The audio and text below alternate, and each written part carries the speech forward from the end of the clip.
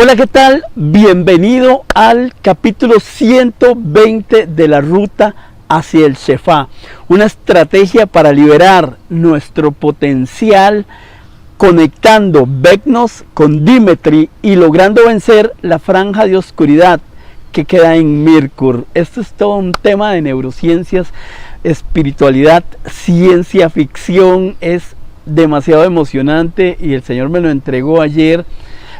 Me lo ha ido entregando a través de los tiempos. Recién estoy cumpliendo años. Ayer se me olvidó comentarlo. Acaba de terminar mi cumpleaños número 58, de los cuales a partir de mis 32 años que comencé a conectarme con Dios ha sido una loca y hermosa aventura. También es el capítulo 20 de la guerra. Como lo he mencionado anteriormente, dichosamente vivimos en un país que no está en guerra.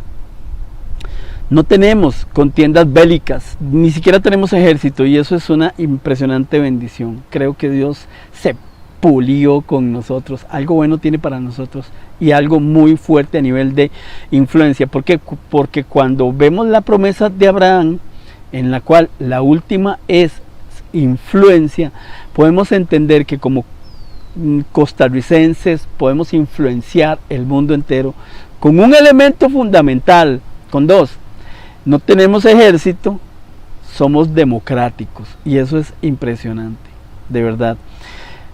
Estamos en la gema olvido y perdón. Es el momento. Hoy vamos a trabajar con una información muy importante. Dios me ha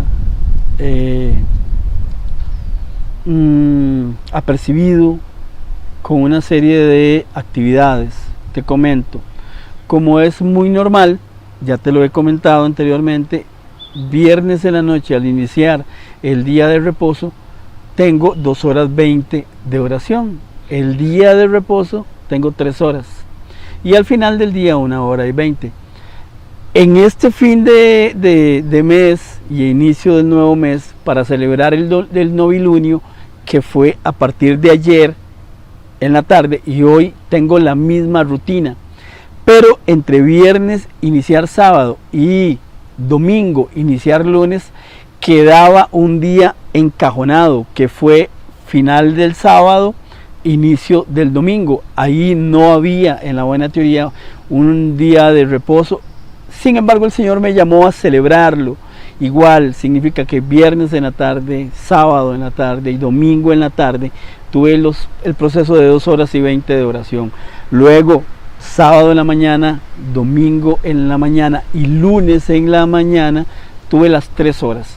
Fue algo muy curioso porque el sábado fue como a las 4 y pico que me desperté. El domingo me desperté por ahí de las 5 también. Pero hoy el Señor me despertó a las 2:25 de la madrugada y me dice: Shoket, mantente despierto, mantente vigilante, porque Dios apresura su palabra. O sea, yo apresuro su palabra, es lo que el Señor me dice. Entonces tuve un tiempo hoy de Shoket, en el cual el Señor me habla muchísimas cosas y me apercibe sobre varios elementos. Y el primero que quiero hablarte, hoy es lunes 2 de Ab, y en la semana número 17, que es montón de ruinas. El tema de esta semana es que la mentalidad de ruina sabotea la conquista. Pero vamos a ver cuál es la mentalidad de ruina. Hoy en la madrugada el Señor me llevaba a mi infancia, cuando era monaguillo. Imagínense, con esta terriblura de personalidad, pero era monaguillo. Había en ese tiempo, donde pues, yo vivía muy cerca del convento de los padres capuchinos, y había un seminarista, no llegó a sacerdote, se llamaba Augusto, pero le decían Fray Augusto. Entonces le decíamos: Fray Augusto, pégame un susto. Y era, pero demasiado interesante esa etapa de mi vida, y Dios me llevaba a ese tiempo. No tengo nada en contra del catolicismo, sin embargo, quiero mencionar algunas de las cosas que aprendí. Primero, aprendí a contender contra los cristianos porque eran los hermanos separados, o sea, esos no están con Dios.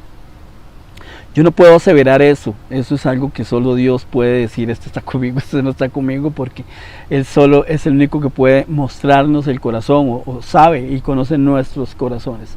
Yo mismo tengo que batallar conmigo mismo, por mi personalidad, por los pensamientos que llegan a mi mente, las batallas que tengo que librar diariamente, es una batalla. Entonces me enseñaron eso, pero también me enseñaron algo y lo tengo muy grabado. Dios es un Dios de castigo.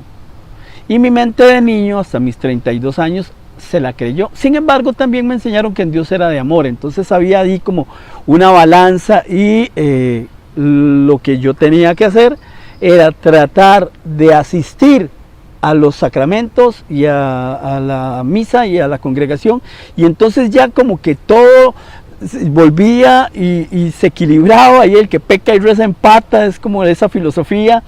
Y era, no estoy quejándome, como te digo, o sea, cuando yo vuelvo a ver mi vida como católico fue ya muy interesante, pero muy abierta en cuanto a comportamientos. Si hubiera estado un poco más regulada, creo que mi comportamiento hubiera sido diferente, pero bueno, al final Dios me permitió llegar ahí. Cuando salgo del catolicismo y me conecto con el cristianismo, me encuentro con un Dios diferente. Ese es un Dios esclavo. Tengo que ser muy cuidadoso a la hora de decirlo, pero lo digo abiertamente. ¿Por qué? Sí, porque me enseñaron que Dios era mi esclavo. ¿Cómo así? Diga, pídale a Dios lo que quiera, pídale que le dé, pídale, diezme, ofrende, congréguese, pídale. El Señor, todo lo que pase aquí en la tierra gobierna el cielo. Si usted hace esto, Dios lo va. Era como una caja de música a la que usted le echaba una moneda y Él cantaba la canción que usted quisiera.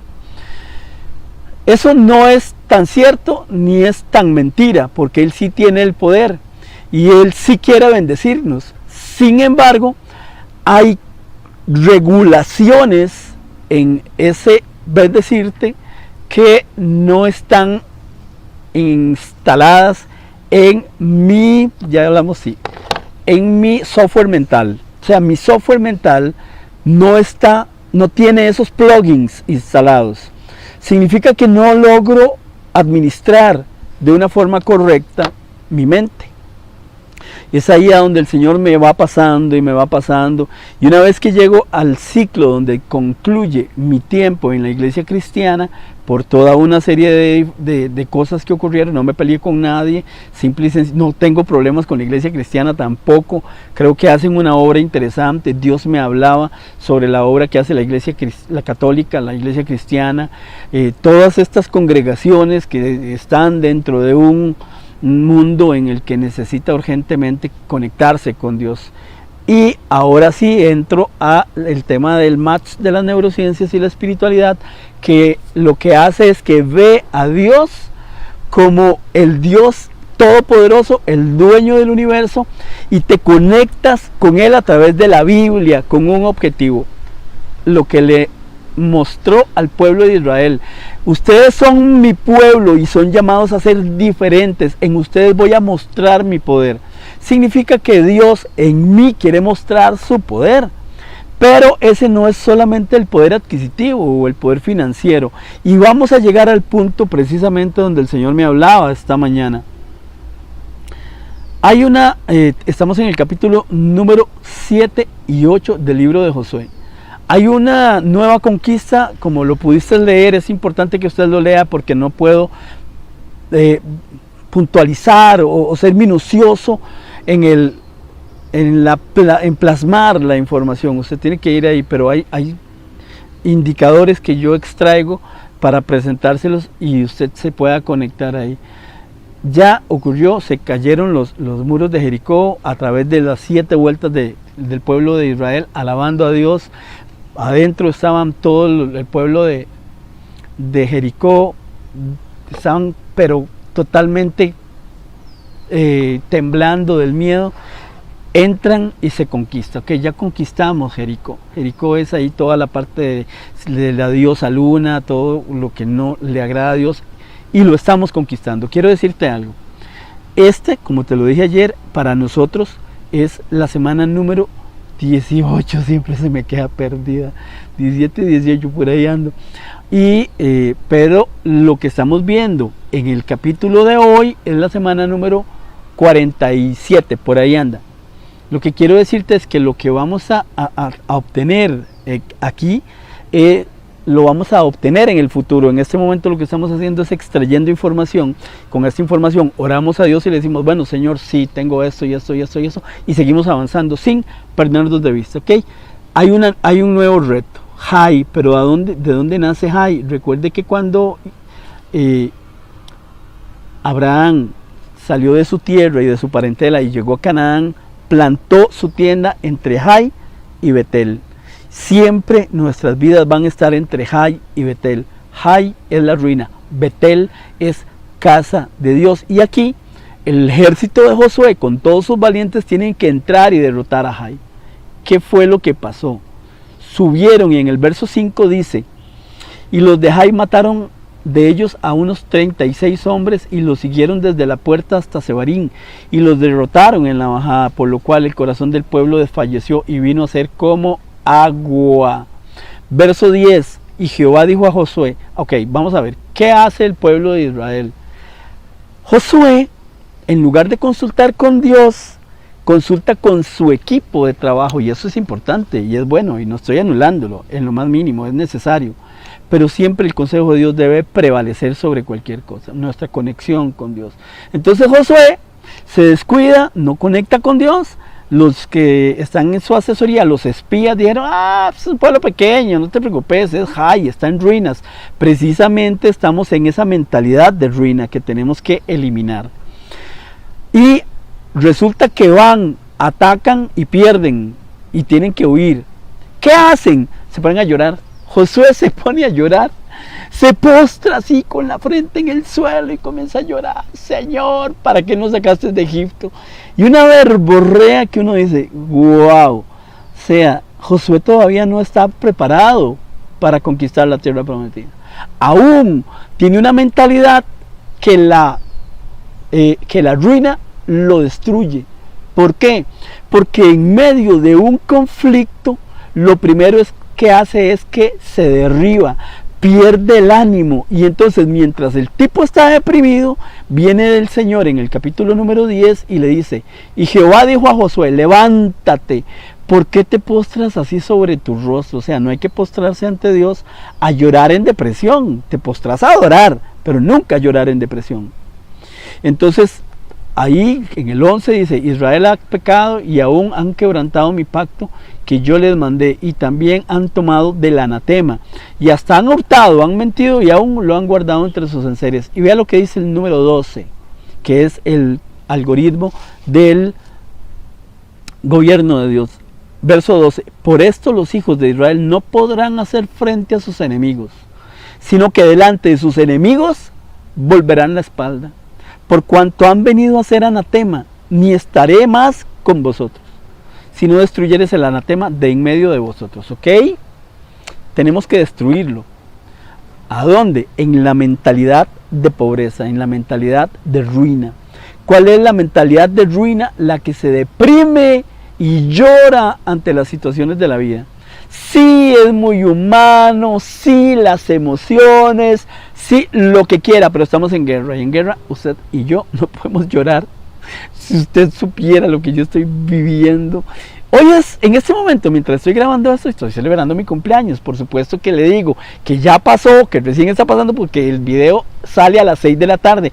Está cayendo la tarde, ya es martes, ¿ok? Pero en este momento, mientras lo grabo, estoy experimentando mi cumpleaños número 58. Y es súper emocionante el poder disfrutarlo y poder vivirlo. Sin embargo, sé que estoy en guerra. Ahora, el verso 12 es sumamente vital. ¿Por qué? Porque dice, por eso los hijos de Israel, o sea, usted y yo, no podrán hacer frente a sus enemigos. ¿Cuáles son los enemigos? La situación de salud, la situación de finanzas, la situación de malas relaciones, los conflictos que hay en el interior. No sé cuál es. Entonces usted debe de revisar su enemigo. Y tiene que ver, bueno, pero por esto los hijos de Israel no podrán hacer frente a sus enemigos. ¿Por qué? Vamos a ver. Léalo y llegue al capítulo número 21.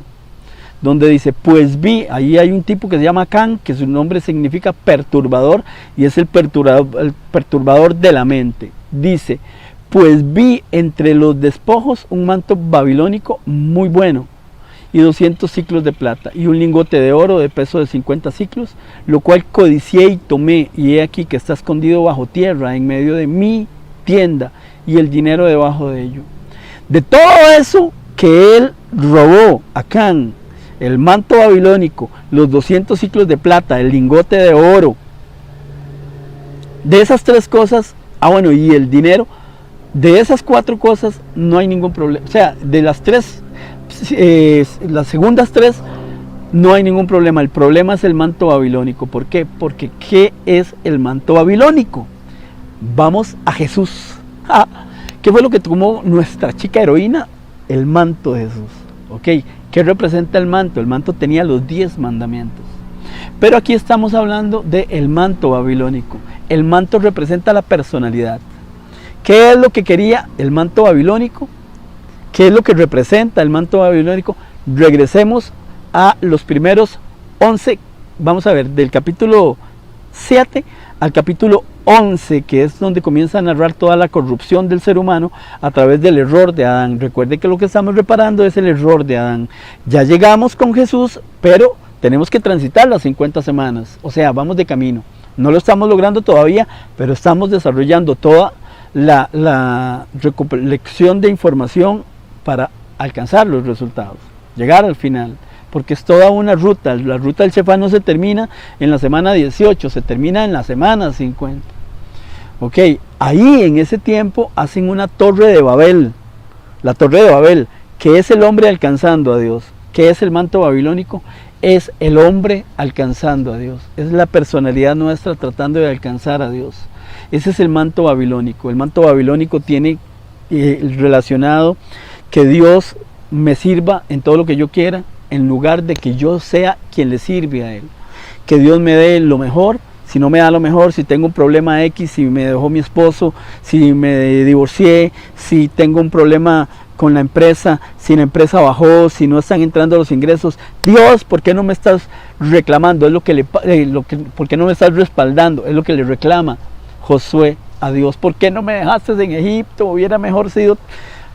Es todo un proceso en el que tenemos que trabajar con la mentalidad de ruina. ¿Cuál es la mentalidad de ruina? La personalidad nuestra buscando el manto babilónico, lo que la Matrix nos ha enseñado, y es lo que necesitamos eliminar.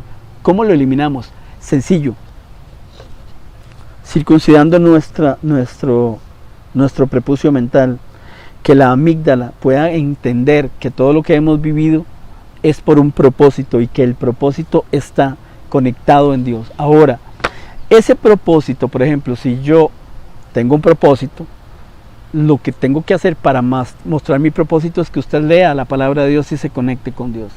Si yo me dedico a ser un coach a nivel de Latinoamérica, que es el lugar hacia donde voy, y no hago que la gente se conecte con Dios, entonces pierdo esa posición de ser un cumplidor de propósitos. Ok, necesitamos llegar al capítulo número 8. En el verso 1 dice: y Jehová dijo a Josué, no temas ni desmayes, toma contigo toda la gente de guerra y levántate y sube a Jai. Mira, yo he entregado en tu mano al rey de Jai. Tenemos que descubrir cuál es el rey de Jai, porque ya Dios nos lo entregó. ¿Cuál es el rey de la mentalidad que nos destruye? ¿Cuál es ese rey? Entonces, en el verso 9 dice: entonces Josué los envió y ellos se fueron a la emboscada y se pusieron entre Betel y Jai, exactamente en el lugar donde está Abraham, siempre. Entonces, en ese mismo lugar es donde está la promesa que Dios nos entregó: ser prósperos, tener el respaldo de Dios, engrandecer su nombre, ser de influencia y trascender. Pero curiosamente, en este dedito está el engrandecer el nombre de Dios. Pero vea, fueron ellos y se pusieron entre Betel y Jai, y ahí es donde comienza el triunfo. Ahora sí, léase todo lo que dice ahí, 25. Y el número de los que cayeron aquel día, hombres y mujeres, fue de 12,000, todos los de Jai. O sea, a Jai se derrota con el sistema de gobierno de Dios. y llegamos al final, donde vamos a hablar sobre los 5 focos de atención que Adonai, que Dios nos pide, que son viudas, huérfanos, ancianos, extranjeros y pobres. Si nosotros no estamos teniendo en cuenta esos 5 focos de atención a donde tenemos que dirigir nuestro respaldo, porque lo vamos a ver, Dios es muy claro en el que tenemos que cuidar de esa gente. Se me pasó el tiempo, discúlpeme porque le estoy quitando un poquito de tiempo, nada más déjeme terminar la idea. Dios nos ha llamado a ser un pueblo diferente a todos los otros pueblos. Él nos entrega su poder ilimitado a través de las 12 piedras. Nosotros hemos sido llamados a ser prósperos, tener el respaldo de Dios, engrandecer su nombre, ser de influencia y trascender, pero no para ser mejor que los demás, no para tener más que los demás, sino para honrar y hacer que el nombre de Dios fluya. Y la forma de que el nombre de Dios fluya es que la gente se conecte con Él a través de su palabra. No hay otra. No es conectarse con Dios a través de una congregación, sea cual sea, que no tengo nada contra ninguna. Simple y sencillamente es mi experiencia. La conexión con Dios tiene que llevarnos a cumplir un propósito, y ese propósito tiene que estar relacionado con los pobres, las viudas, los ancianos, los huérfanos y el otro, los extranjeros. Tenemos que trabajar muy fuerte. Está cayendo la tarde. Levante una oración a Dios por mi vida. Cumplí años, 58. Estoy muy feliz. Que lo pases a lo grande. Un gran abrazo.